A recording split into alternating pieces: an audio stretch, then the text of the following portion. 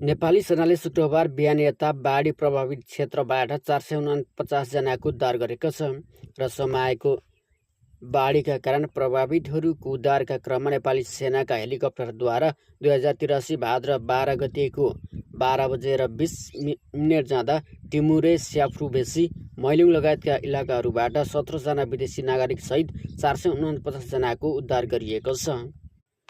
त्यस्तै उता रसुवा बाढीबाट प्रभावित नागरिकको सहयोगार्थ प्रधानमन्त्री सहित मन्त्री परिषदका सम्पूर्ण सदस्यहरूको 1 महिनाको तलब तथा पारिश्रमिक प्रधानमन्त्री दैवी प्रकोप उद्धार कोषमा जम्मा गरिने भएको छ।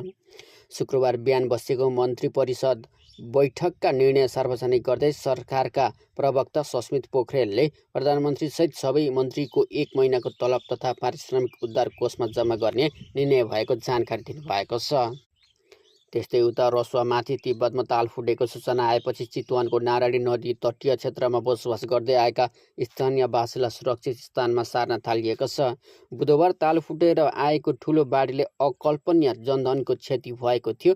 शुक्रबार पनि ताल फुटेको सूचना आए लगत्तै नदी छेउ किनारमा जान रोक लगाइएको र सुरक्षित स्थानमा बस्न अनुरोध गरिएको हो। ताजा समाचार, खेलकुद, मनोरञ्जन एवं रोचक जानकारीका लागि फास्ट नेपाल अपडेटसँग जोडिनुहोला।